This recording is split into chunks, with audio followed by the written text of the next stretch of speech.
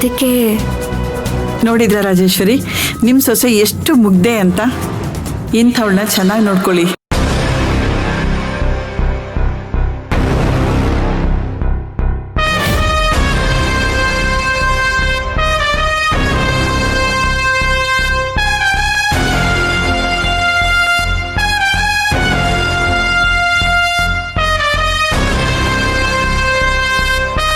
ಬಾರು ತಾರಕ್, ನನ್ನ ಸ್ನೇಹಿತ ಚಂದಪ್ಪ. ನಮಸ್ಕಾರ. ನಮಸ್ಕಾರ. ನಮಸ್ಕಾರ. ನೀನು ಬರೋದು ಎಲ್ಲಿ ತಡ ಆಗುತ್ತೆ ಅಂದ್ಕೊಂಡೆ, ಸದ್ಯ ಬೇಗ ಬಂದಿಯಲ್ಲ. ಅಯ್ಯೋ, ಅದು ಬ್ಯಾಂಗ್ಳೂರಲ್ಲಿ ಟ್ರಾಫಿಕ್ ಜಾಸ್ತಿ ಅಲ್ವಾ, ಹಾಗಾಗಿ ಬರೋದ್ ಸ್ವಲ್ಪ ಲೇಟ್ ಆಯ್ತು. ಊಟ ಎಲ್ಲ ಆಯ್ತಲ್ವಾ ನಿಮ್ದು?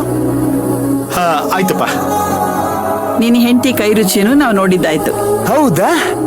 ತಿನ್ಬಿಟ್ರಾ?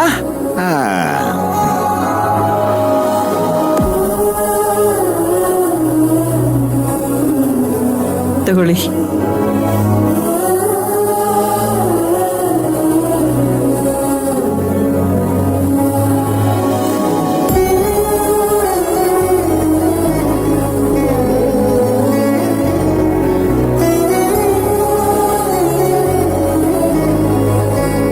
ನನ್ನ ಮಗನ ಮದುವೆ ಮೊದಲನೇ ಪತ್ರಿಕೆ ನಿಮ್ಗೆ ಕೊಡ್ತಾ ಇರೋದು.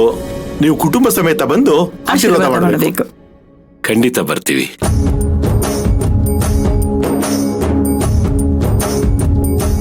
ಇನ್ನೊಂದು ತಗೊಳ್ಳಿ.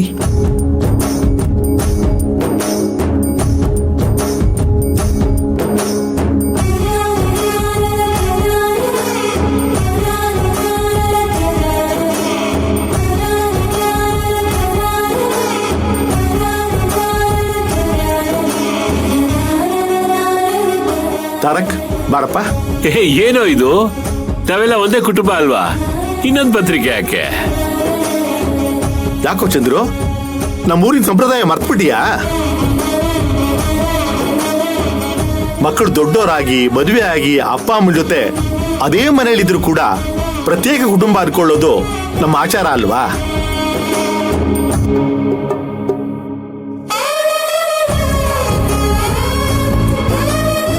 ನಾವು ಈ ರೀತಿ ಮಾಡಿದಾಗಲೇ ಅವ್ರಿಗೂ ಸಂಸಾರ ಜವಾಬ್ದಾರಿ ಬರುತ್ತೆ ಅನ್ನೋದು ನಮ್ಮ ನಂಬಿಕೆ.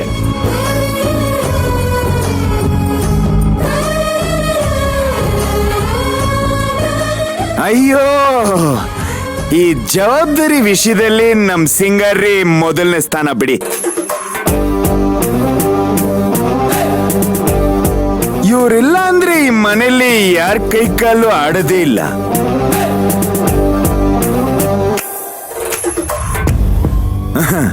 ಇವ್ರು ಬಂದ್ಮೇಲೆನೆ ನಮ್ಮ ಮನೆನೂ ಬದಲಾಗಿರೋದು, ಬೇರೆಯವ್ರ ಜೀವನ ಚಿಂದಿ ಚಿತ್ರನ ಆಗಿರೋದು.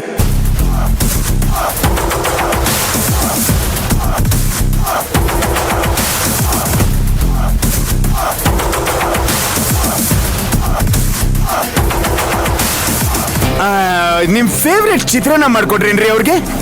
ಮಾಡ್ಕೊಟ್ಟಿರ್ತಾರೆ. ನೀವು ಮುಂದುವರಿಸಿ ಅಂಕಲ್. ನನ್ನ ಮಗನ ಮದುವೆ ನವದಂಪತಿಗಳಾದ ನೀವಿಬ್ರು ಬಂದು ಮುಂದೆ ನಿಂತು ಮದುವೆ ನಡೆಸ್ಕೊಡ್ಬೇಕು. ಅಯ್ಯೋ ತಗೊಳ್ಳಿ. ಅಯ್ಯೋ ತಗೊಳ್ರಿ, ನವದಂಪತಿ ಅಂತ ಪ್ರೀತಿಯಿಂದ ಕರಿತೀಯಾರೆ. ಕೊಡಿ ಅಂಕಲ್. Thank you. ತಗೊಳ್ರಿ.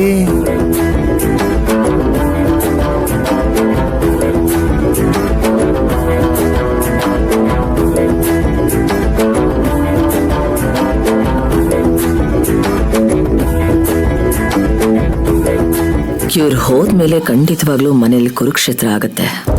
ಮಾಮ್ ಕೋಪಕ್ಕೆ ಯಾರ್ಯಾರು ಬಲಿಯಾಗ್ತಾರೋ ಏನೋ. ಚಂದ್ರು, ನಾವಿನ್ನು ಹೊರಡ್ತೀವಿ. ನೀವು ಮಾತ್ರ ಮದುವೆಗೆ 3 ದಿನ ಮೊದಲು ಬರಲೇಬೇಕು. ಕೆಲಸದ ಒತ್ತಡ ಏನಾದ್ರೂ ಇದ್ರೆ ಒಂದಿನ ಆದ್ರೂ ಮುಂಚೆ ಬರಲೇಬೇಕು. ಅದಕ್ಕೆ ನೀವು ಬರಬೇಕು. ಅಯ್ಯೋ ಅಂಕಲ್, ಯಾರು ಬರ್ದೇ ಇದ್ರೆ ಏನಂತೆ? ನಾನು ನನ್ನ ಹೆಂಡತಿ ಖಂಡಿತವಾಗ್ಲೂ ಮದುವೆ ಹಿಂದಿನ ರಾತ್ರಿನೇ ಬಂದ್ಬಿಡ್ತೀವಿ. ಕೊನೆಗೆ ಬೀಗ್ರೂಟ ಮುಗಿಸ್ಕೊಂಡೇ ವಾಪಸ್ ಬೆಂಗಳೂರು ಕಡೆ ಬರೋದು. ಏನಂತೀರಾ? ಸದ್ಯ ನೀನ್ ಇಷ್ಟ ಹೇಳ್ದಲ್ಲಪ್ಪ, ನನಗೆ ಸಮಾಧಾನ ಆಯ್ತು. ಕೊಡ್ರಿ.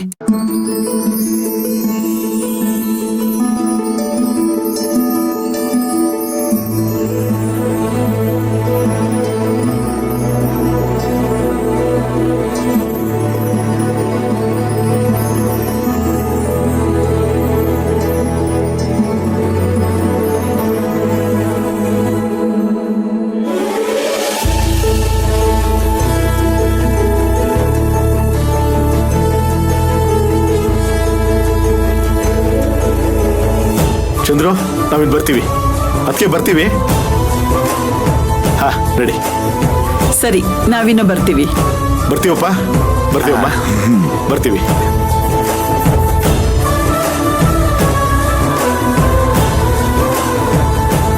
ಸಿಂಗಾರಿ, ಈ ಮದುವೆಯಿಂದ ಆದ್ರೂ ನೀವು ನಿಮ್ ಊರ್ ಕಡೆ ಹೋದಂಗಾಯ್ತಪ್ಪ. ಒಟ್ನಲ್ಲಿ ನಾನು ನೀವು ಹೋಗ್ಬಿಟ್ಟು ಫುಲ್ ಮಜಾ ಮಾಡ್ಕೊಂಡ್ ಬಂದ್ಬಿಡೋಣ. ಇಲ್ಲೇ ಇದ್ರೆ ತೇಗಣೆಗಳ ಕಾಟ.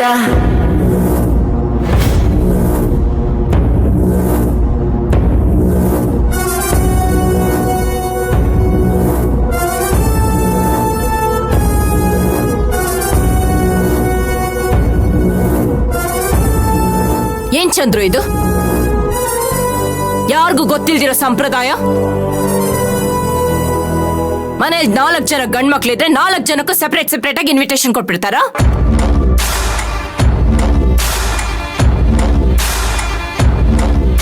ನಾಲ್ಕು ಜನನೇ ಇರ್ಲಿ 8 ಜನನೇ ಇರ್ಲಿ, ಮನೆ ಹಿರಿಯರಿಗೆ ಮಾತ್ರ ಇನ್ವಿಟೇಷನ್ ಕೊಡೋದು ಸಂಪ್ರದಾಯ ಅಲ್ವಾ?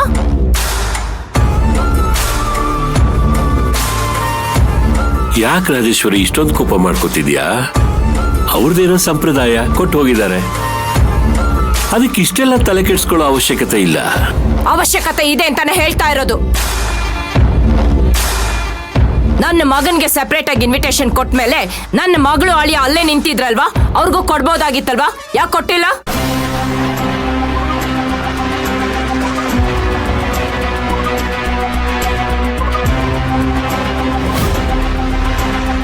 ಅದಕ್ಕೆ ನಾನೇನ್ ಮಾಡಕ್ಕಾಗತ್ತೆ ರಾಜೇಶ್ವರಿ? ಅವ್ರು ಹೇಳಿದ್ದು ಗಂಡ್ಮಕ್ಳ ವಿಷಯದಲ್ಲಿ ಈ ಸಂಪ್ರದಾಯ ಇದೆ ಅಂತ.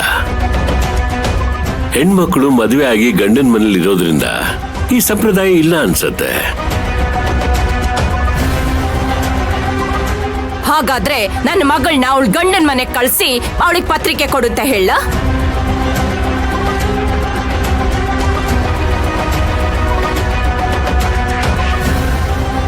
ಆ ಸವಿತಾ ಇವಳನ್ನ ಹೊಗಳಿದ್ದು. ಇಂಥ ಸೊಸೆನ ಪಡೆಯೋದಕ್ಕೆ ನಾನು ತುಂಬಾ ಪುಣ್ಯ ಮಾಡಿದ್ದೆ ಅಂತೆ. ಇವಳು ಕೈ ರುಚಿ ಬ್ರಹ್ಮಾಂಡವಾಗಿದೆ ಅಂತೆ.